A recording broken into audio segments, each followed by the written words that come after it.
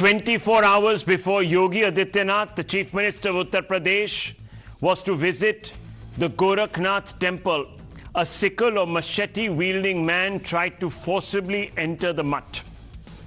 When he was restrained, he used his weapon to attack policemen stationed there. 2 policemen have been injured in the assault. Before this man could slice open others, he was restrained, pinned to the ground, and arrested.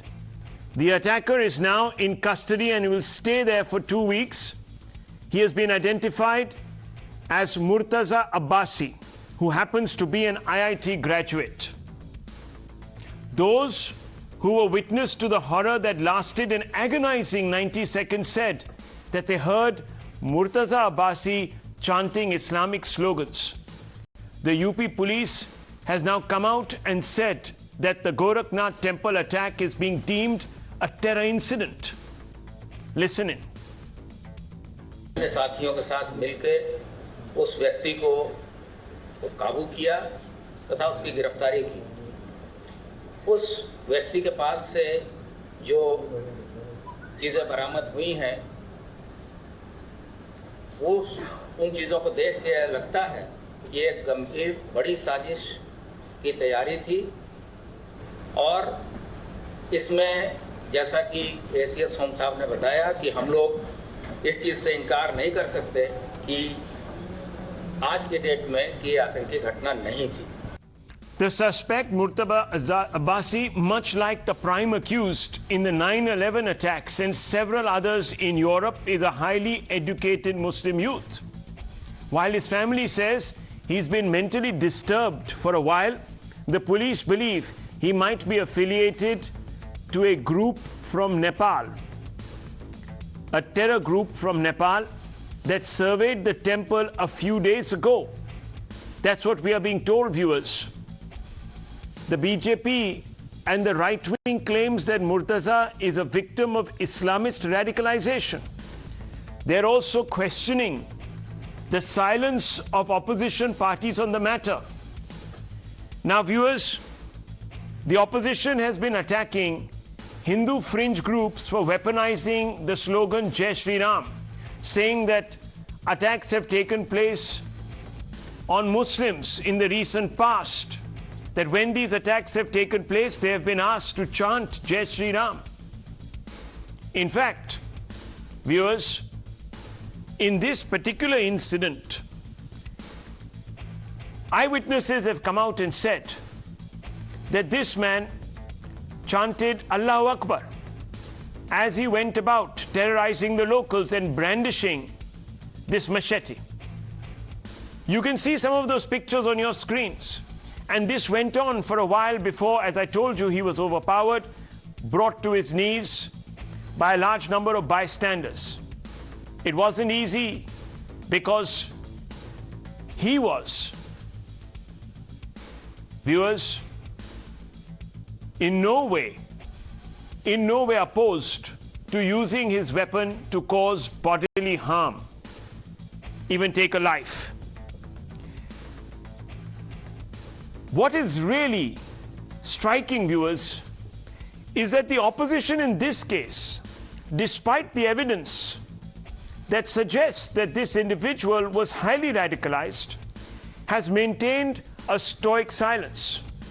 Now, here are some hard facts which contrast how the opposition has reacted in the past, especially when the assailants have been from the majority community or the Hindu community. Mahua Moitra has said and is on record saying in Parliament that Jai Shri Ram in Parliament stand up to bigoted bulldozing. Jai Shri Ram has become a provocative war cry. A large number of intellectuals, celebrities wrote to the Prime Minister. Sharjeel Usmani, Muslim activist, said Jai Shri Ram is now a call for hatred and killing. Kaushik Sen, a film actor, said Jai Shri Ram war cries led to lynchings.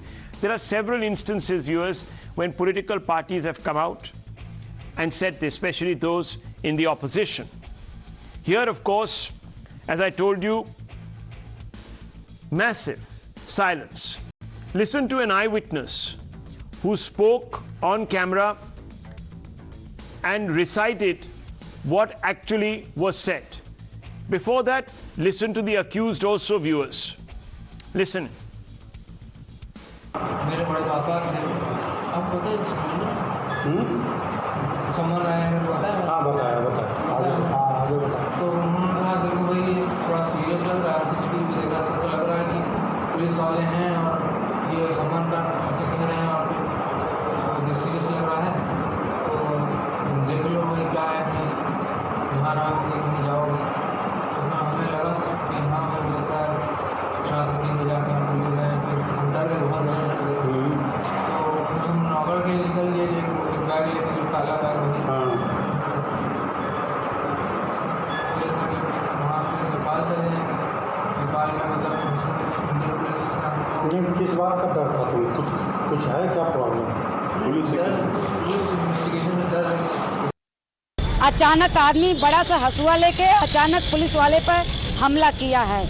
Police वाला बचाव करते ही देरी नहीं उसे पटक दिया उठा के। उसमें दूसरा पुलिस वाला आया, उस पर भी हमला किया। उतने में पूरी फोर्स आ गई और क्यों मार रहा था वो मालूम नहीं, वो अचानक हमला किया है सर, अचानक हंसुए से।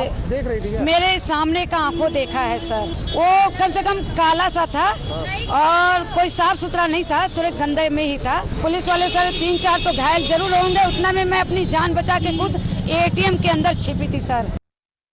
ऐसे PSC वाले सब कल बैठे थे, वो अकस्मात आ गया उधर से। जब आया तो ऐसे गमछे में लपेटा था, कुछ गमछे में लपेटा था, उसमें से निकाला और पता नहीं दोनों में क्या बात हुई। तुरंत वहाँ से कल बाकी उनको चलाना शुरू कर दिया। वो बाकी दोनों हाथ से पकड़ लिए, लेकिन वहाँ से पकड़े आए थे। यहाँ पे एक साइकिल था, साइकिल में फंस गए, गिर गए। वहाँ पर गिरने बाद वो कावल बाकी से लगा मारने उनको। क्यों मारा? क्या वजह थी सर? वजह तो हमको भी नहीं मालूम है कैसे मारा, पागल है कि क्या है, कैसे है सर। पैर में लगा, पीठ में लगा, हाथ में लगा है। किससे मारा है? वो कवल वो बाकी था, बाकी जो मतलब बांसु काटते थे वही है। Well, let's just open this up. Let me go straight across to Dr. Anand Ranganathan. Nupur Sharma also joins us, national spokesperson of the BJP. Lokesh Jindal, leader of the Congress. And of course, Mr. Sushil Pandit. Dr. Ranganathan, it strikes me as a little odd that no one has thought it necessary, especially from the opposition and, you know, the usual ecosystem of secular persuasion, to come out and condemn this in absolute terms. Good evening, Rahul. Look, let me make it very clear. Poverty or illiteracy have got nuts with fundamentals. Fundamentals have. And even though your financial or educational status might change, the fundamentals will never change. They are eternal. You can be from Harvard or Cambridge or IIT or JNU and still blow up the World Trade Center or charge at a temple shouting Allah-Hu-Akbar. In fact, the more educated you are, the more convinced you are of the fundamentals. Please understand, there is nothing called radicalization or radical Islam. If a Muslim reads, imbibes, memorizes, practices, preaches, extols a book that explicitly defines who is a true believer or a non-believer, 33:36, 3:132, 8:2, 49:15, and has more than half of its verses asking for the destruction and total annihilation of non-believers, polytheists, Jews, Christians, saying they are the worst of creatures, 98:6, never to be married to 2:21, should be roasted in hell, 4:56, that no other deity has the right to be worshipped except Allah, 40:62. Does he become a radical Muslim? Are 1.8 billion Muslims radical? Because all of them are, by the very definition of being Muslim, they have to believe that these commandments by Allah are true and inviolable. That is why I say Islamophobia is actually the rational fear of discussing Islam in its entirety among Muslims, which is the axiom, snare the fundamentalists but spare the fundamentals. It is the so-called moderate Muslims, Rahul, who are fear Islam.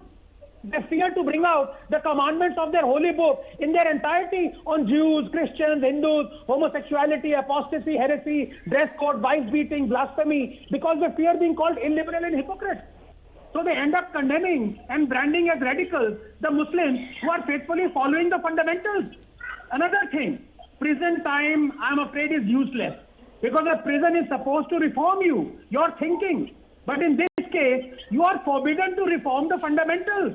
They are there when you come out, and they are open-ended and for all time. The disbelievers of that time were seen to possess certain characteristics. And it is these characteristics that are ordered to be punished in the Holy Book. The orders are not for the disbelievers of that time. They are for anyone who possesses these characteristics for all time. Please understand, Rahul, what Rabindranath Tagore said.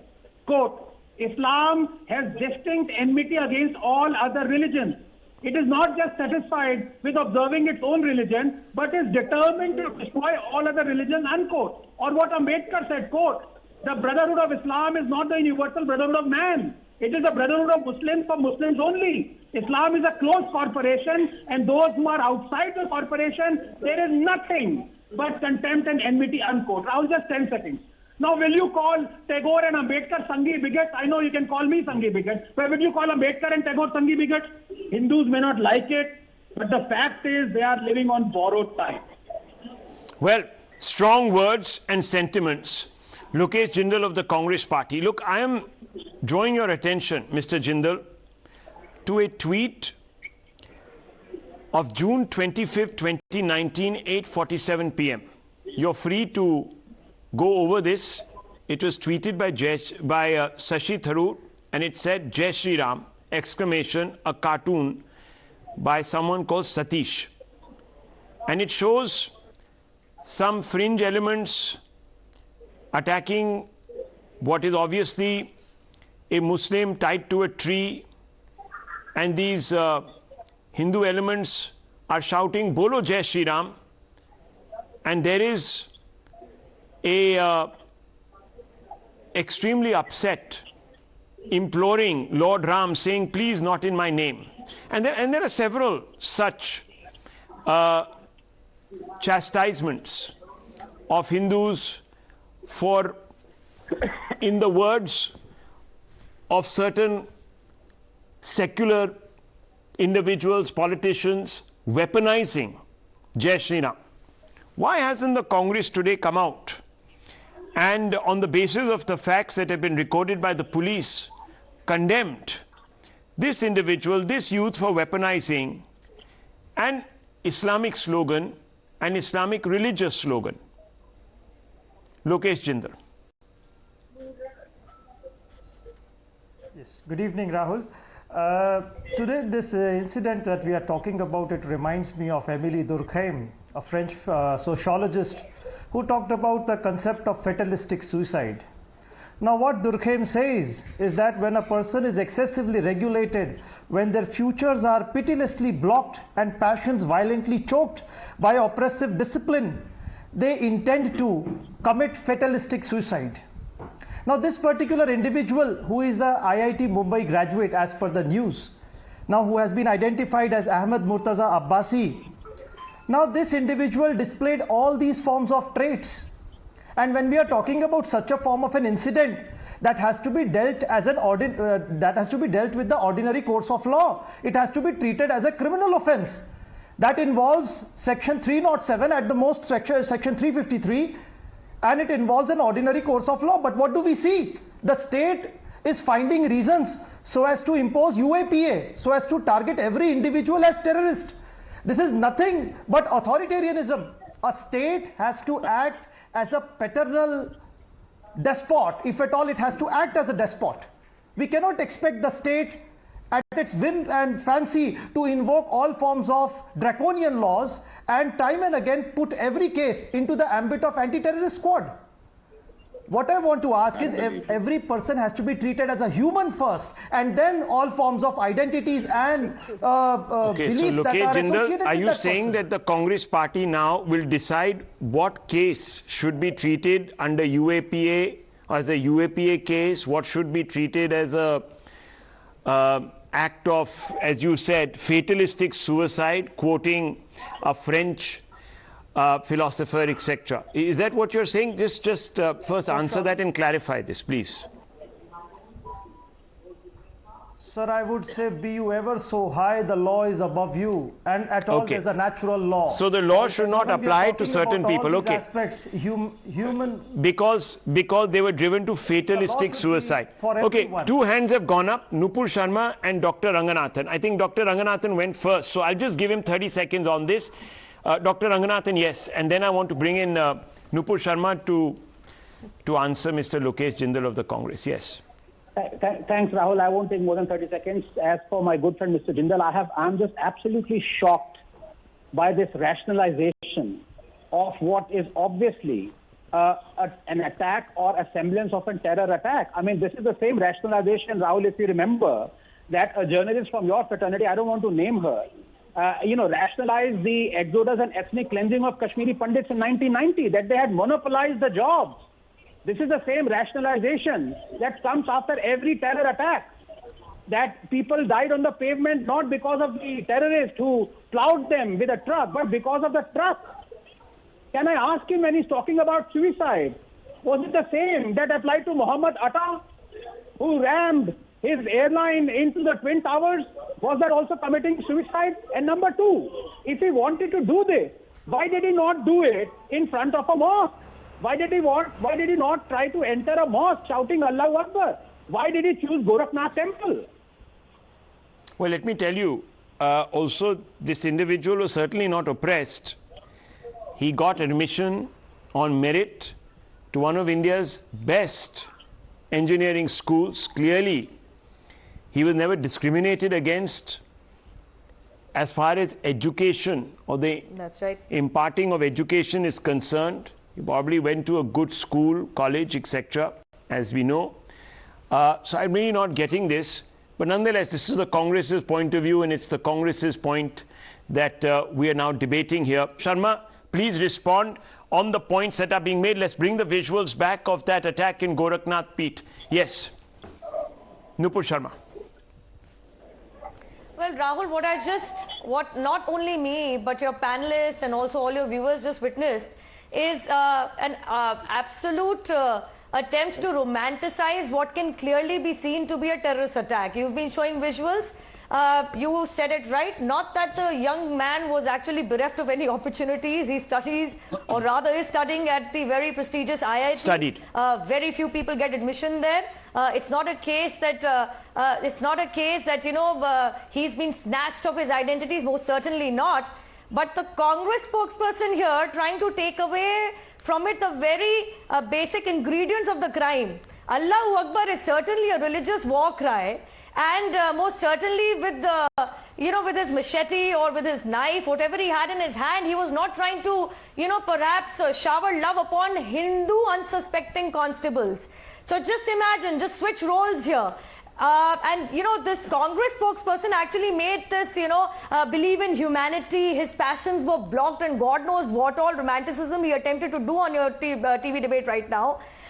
There is no set precedent ever in the world which can actually link Jai Shri Ram to any terrorist attack. Rather, any practicing Hindu attempting to maul, murder or injure anybody in the name of their religion. There is no final judgment to this effect, let alone in the world, even in our own very country with a majority Hindu population. So here you are trying to take away from the very crime, its very basics of how serious and sinister this crime is. Knife attack world over is known to be a terrorist attack. So much so, perhaps I understand why the Congress gentleman chose to make this argument. Their own Congress party MLA, Arif Masood, if I'm not wrong, took out a huge rally in Iqbal Maidan in Bhopal of Madhya Pradesh, threatening the French. Wait, allow me to finish, sir. I wasn't speaking over you. Threatening the French president. Why? Because he made some very strong statements after a beheading, knife attack and a sundry other miscellaneous terrorist attacks, all in the name of religion, in the name of Allah-Hu Akbar. This is the actual irony and also the unfortunate reality. Hindus not known to be on paper put to be terrorists, a cry for our gods, or just, what we say in pray, Jai Shri Ram or Jai Siya Ram, is attached to unfounded terrorist and criminal activities. But here you have with proof a terrorist attack, and here you have a gentleman called Mr. Masood, who is friends with SDPI, with PFI, and the spokesperson on your channel, trying to, downplay and perhaps brush under the carpet a blatantly terror attack. Let me bring in Sanjay Jha and Sushil Pandit. All across the society are not voting for them. Okay. Let me bring in Sanjay Jha. Sanjay Jha, is the Congress's mindset that is being betrayed by Lokesh Jindal now the same as the mindset that allowed the Congress to hug those that suggested that Afzal Guru was hanged on the back of a judicial execution, or those who said that the encounter at Batla House made Sonia Gandhi tear up? Is this the same appeasement, same trope? Rahul, first and foremost, I need to say so on your show that India is a country that is much bigger than the BJP and the Congress put together, multiplied into infinity. And I'll tell you why it's important for us to rise beyond this communal polarization and link it to just these two political parties. And I'll explain to you why. You have one of the most respected voices of corporate India called Kiran Mazumdar-Shaw, who's on record to say that she's extremely disturbed and is finding the religious divide in Karnataka as a very disconcerting trend in the way we are becoming as a society.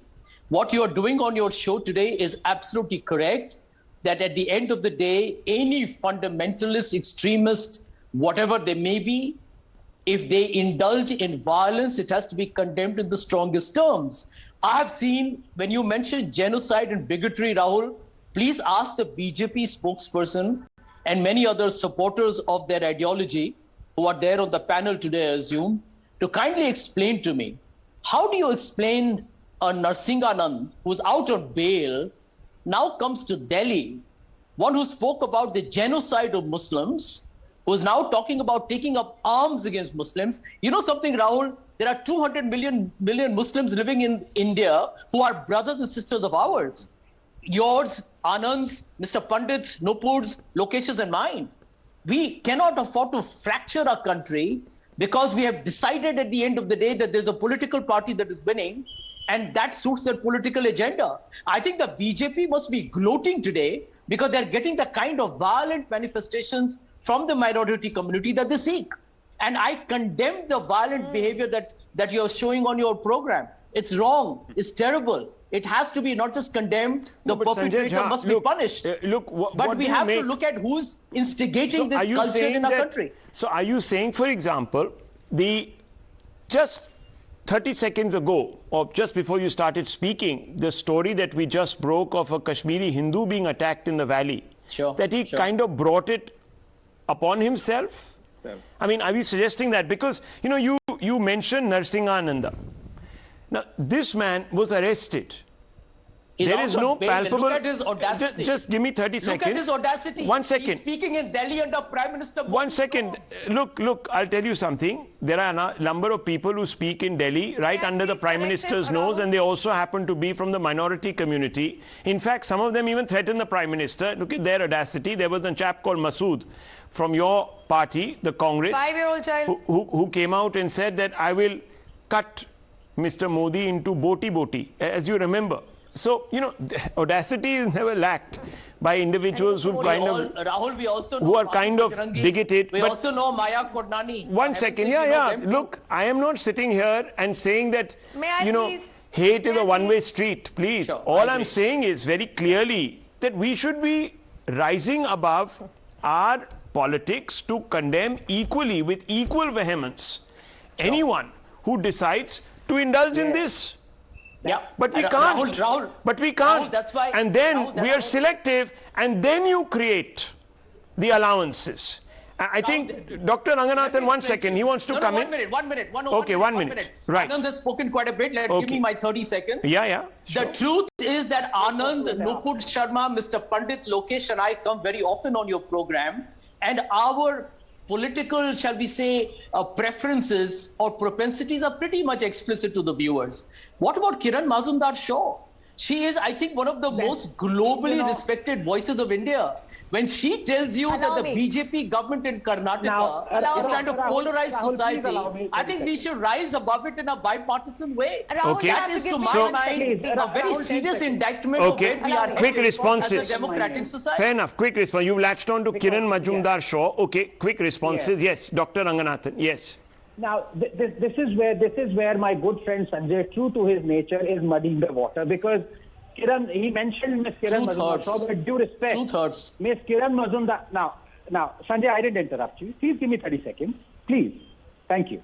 It's a wonderful debate we're having. I'm listening to everyone. Thank you. Rahul, with due respect to Miss Kiran Mazumdar-Shaw, she is either ignorant or scared, but knowing her antecedents, I suspect she is doing both. Let me expose her ignorance and unfounded fear. Number one, the rule to disallow Anand is not fair. She's not on the show. She's not on the show. You can't make was a personal Congress But then you shouldn't have brought her up. When Sanjay Jha was in Congress, it was not a BJP idea. It was drafted as Karnataka Excise Act 2002 by the Congress government. Again, I don't agree with what the Congress did. But then why is it that the BJP is fault alone for following the law that was made by Congress? And why didn't Ms. Shaw ever castigate Siddaramaiah or S.N. Krishna's Congress government for this? And number two, because the hijab issue Congress has did been not dealt with implement by the the law. court, and they have sided with the government, even though I humbly disagree with the court's decision, because in my view, what is and isn't essential in religion cannot be defined by a court, but rather by a believer, especially as Allah has set out in dealing with this court. In any case, Ms. Shaw should take up the issue with the court and not the government, and Mr. Sanjay Jha should come prepared for the debate. Okay, Nupur Sharma, quick response. I want to bring in Sushil Pandit right after. Okay, please. Okay, gentlemen, please. 1 second. Nupur Sharma, quickly. Yes. Ms. Shaw's silence when the justices who delivered the hijab judgment, I'm sorry, it was deafening. Ms. Shaw's silence when Congress Fisheries Minister under their erstwhile government, Abhay Chandra Jain, shared the dais and the stage with the 1 second, let's keep this. Look, I don't know why Mr. Sanjay Jha brought in Ms. Shaw. She's not here on the show. 1 second, she's not here on the show, so this was obviously a red herring, so we don't want to go down that route. Let's keep this substantive. This is not about Kiran Majumdar-Shaw. It is not about individuals who hold a particular view. This is about an ecosystem that maintains a stoic silence when the narrative doesn't go their way. Sushil Pandit, am I right or am I wrong? I agree with you. 1 second. I agree with you. Then let Mr. Pandit come in. Anand hasn't said a word. Nupur hasn't said Rahul. a word. Sanjay ji. No one has said a word on Nursing Anand. You stand exposed, my dear friend. I think... Even you haven't said a word about the titlers and the Kumars and the Nats. The only party to have, 1 second, Rahul, the only party on record to have actually manufactured, sponsored and supported a massacre and a genocide. By the way, blame who? The Nats, titlers and Kumars of your party? Here you have, I'm shocked, Rahul. They have the audacity to sit here and play the high moral ground. Do you know the prime accused? Okay. Okay, Sanjay Jha, Nupur Sharma. Okay, please. Godhra district in Gujarat. Okay, quick one. Dr. Ranganathan, before I bring in Sushil Pandit. Yes, quick one. You wanted to respond on the substantive charge. Yes, very quickly, that you didn't say anything about Nursing Anand. Yeah. Go ahead. I have already metaphorically thanked, with due respect, my good friend Sanjay Jha on the Kiran Mazumdar-Shaw thing. Now let me address the Yati Narsinganand issue. As a free speech absolutist, Rahul, I stand with him. Like I have stood with Abdulaziz Owaisi and all those fellows who have condemned, like Mr. Waris Pathan, Hindus. But I condemn Narsinganand saying that there is no deity except Shiva, 4062. That monotheists are the worst of creatures, 98.6. That wives can be beaten, 434. That those who disbelieve the Vedas will roast in hell, 456. Now I leave it to Mr. Sanjay Jha. Anand, you are very duplicitous. Please, Mr. Jha, go home. And in my opinion, go home and check up on those verses and come back and say Who should be banned? Narsinganand or someone else that you've just read? Okay. Okay. You got to have some gall to defend Narsinganand today, man. I mean, let me tell you, your khaki knickers are on public display. I stand with him. Of course I do. I'm a free speech absolutist. Okay, one second. Let me bring in Sushil Pandit here. 1 second. One second. While Narsinganand has 4 FIRs against him. 1 second, Rahul. While Narsinganand has 4 FIRs, 3 within 1 district in Uttar Pradesh, filed by the Yogi Adityanath administration. There was none on Rajiv Gandhi for defending the indefensible Sikh massacre, sponsored again by your Congress party. I wonder how many FIRs were actually lodged against. I was about to bring up that. I was about to bring up that point. Cite the FIRs. I was about to bring up that point. There are enough individuals in the Congress that have turned a blind eye and even rationalized riots, viewers, and I have those examples. In fact, I was going to bring it up in the next debate, which is centered on Karoli, because there has been, of course, a riot in Congress-ruled Rajasthan. And let me tell you, viewers, small examples here. These are hard facts. In 1993, Bombay riots, lives lost 872. What did the Congress do? It buried the Sri Krishna report. Kashmiri Hindu pogrom, lives lost. Now, these are figures that have been attributed to the police, which I find very suspect, but okay, since the police made this number public, approximately 390, the guilty were legitimized by the Congress, viewers, legitimized by the Congress party, legitimized. The Prime Minister then shook hands with Yasin Malik, a person who confessed to killing Kashmiri Hindus. 1989 Bhagalpur riots, lives lost 1161. Inquiry blamed the Congress for inaction. Did anyone go to jail from the Congress? No, viewers, nobody. 84 anti-Sikh riots, lives lost 2742. Action taken report was never implemented. In fact, they embraced Titler, gave him positions. HKL Bhagat, Sajjan Kumar, all these people got great sinecures. 1983 Nelly massacre, more than 2,100. Tiwari Commission report was suppressed. So viewers, the Congress can't sit here and preach. But I want to go across to Sushil Pandit. Is he there? Sushil Pandit, sorry, we lost you there. What do you make of the Congress today suggesting that we don't really need to be, without equivocating, condemn this individual? And this whole rationalization of what this individual was trying to do outside the Gorakhnath Peeth.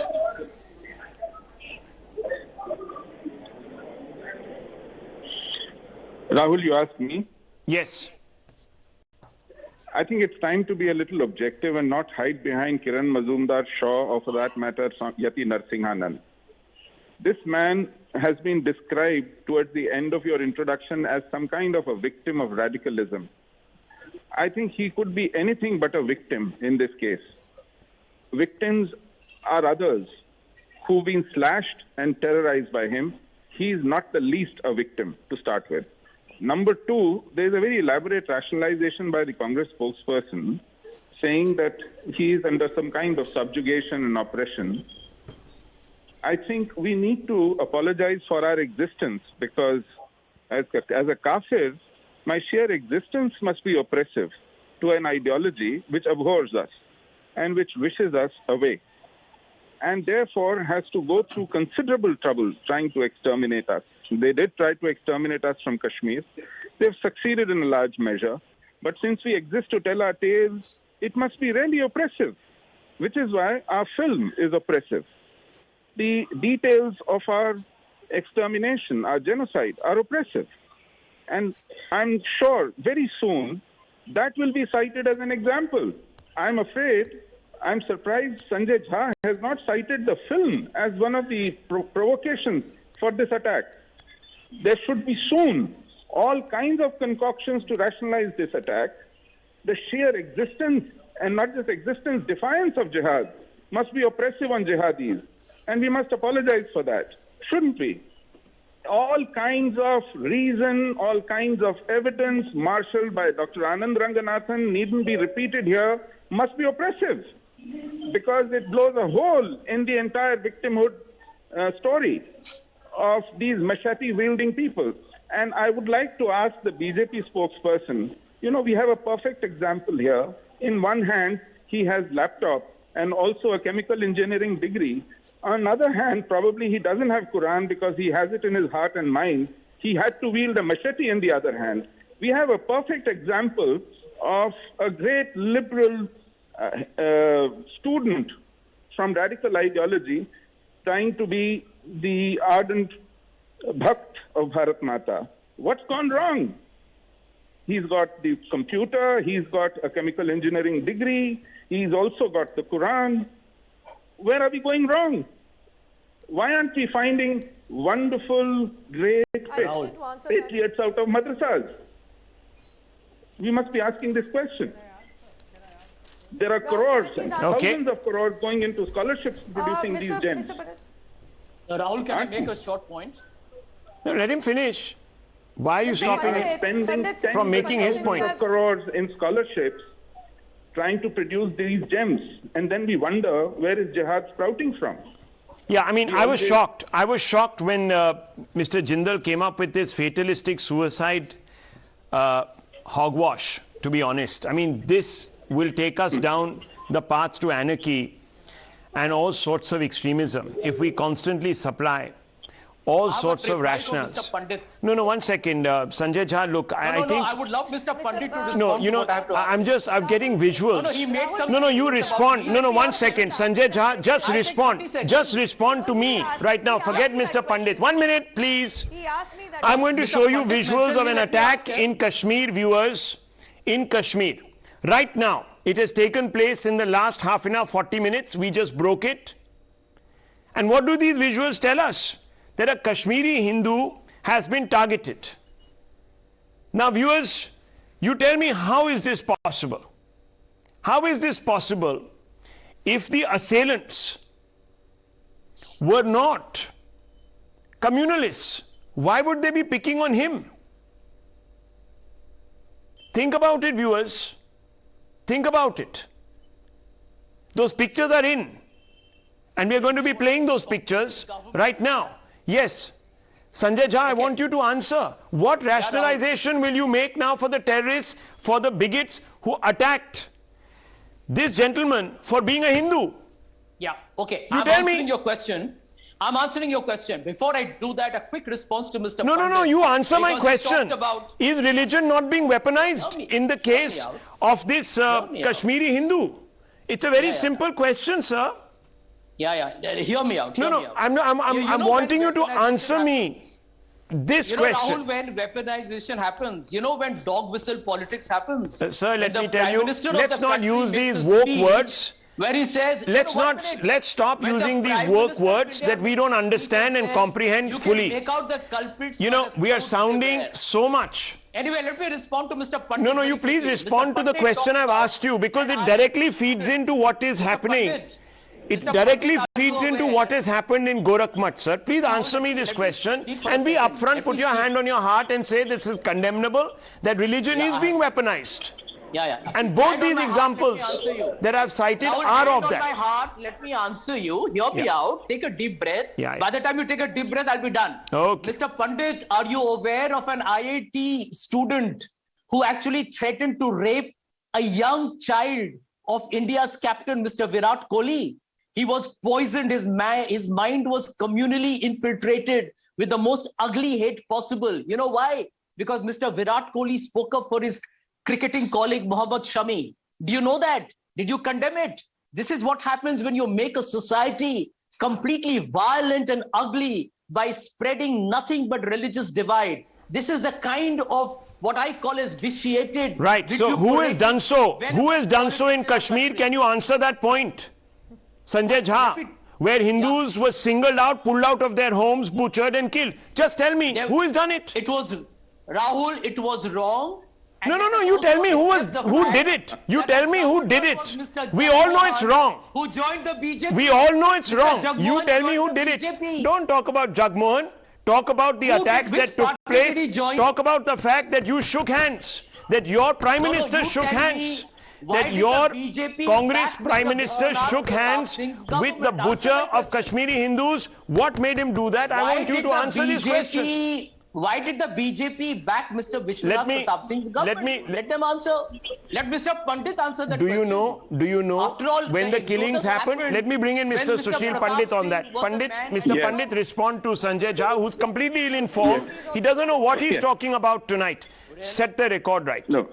So the point is, it is pitiable to see him latch on to some solitary exception that comes once in a blue moon and then defend an entire ecosystem. This is incredibly pathetic for someone to really hunt for a low exception and then whitewash everything with it. I don't do the same. I have millions of examples from the picture you see on the screen right now, your Prime Minister shaking hands with Yasin Malik, to the latest incident. We have an entire community victims of genocide. You don't know your history. How can the BJP? Mr. I don't know my history. I don't know what your history is. He used the terms Kashmiriyat, Insaniyat, Jamhuriyat. He was meeting Mr. Malik himself. What's your problem He with never that? met Mr. Malik. Don't concoct things here now. Don't concoct things. Do not concoct things in order to rationalize. And take your rationalization to another level. He's lying. The BJP did not make the Hurriyat conference. Okay. Are you serious? Look, 1 second. Just 1 second. Sanjay Jha, I'm terribly sorry. You should know your facts before you show up for a debate. Please, you're just making a ridiculous... You're making a ridiculous... You're making a ridiculous point. Please, are you saying there was a cut-off date from when Kashmiri Hindus were targeted? Do you have no idea of history? And if you don't, forget it. I'm not going to bother you about history. Let's talk about the present. Yes or no? Forget about the history. Of course he did. Of course he did. That's my point. Who has a problem? No, 1 second. Wasn't Mr. Malik part It doesn't matter. conference? It doesn't matter. You were in government. You were in government. You could have set it all right. No, but you could not. You could not. Mr. Malik Do two wrongs make a right? Yes or no? Mr. Sanjay Jha, Yes do two or wrongs no? make a right? Yes. Yes or Do no? two wrongs make a right? Was Mr. I'm asking Malik- you, do two wrongs make a right? Do two wrongs make a right? So you are confessing that the BJP I was am wrong. not, This is as a I'm telling blue you, moon my dear night. friend.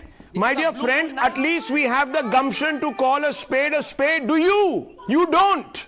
I do. You don't. I If you do. did, you would come I out do. and say that this Well, at individual, least you are that your admitting- political party should least stand you are up. admitting Let that me the finish, BJP please. politics Sanjay Jha, I'm is not going to duplicitous. shout over you. Please let me finish. Don't provoke me. It's not right. Don't do this. It's your show. I'm going to ask you, Mr. Rahul, Sanjay it's your Jha. show. I'm just a I'm guest. only going to ask you a question. Should the Congress party have come out and called this attack that took place in Gorakhnath temple, outside the temple, an act of Islamist bigotry? Yes or no? Simple question. Answer. Well, let me tell you, the Congress party should regret it and should apologize for it as much as the Prime Minister should for nursing on As much.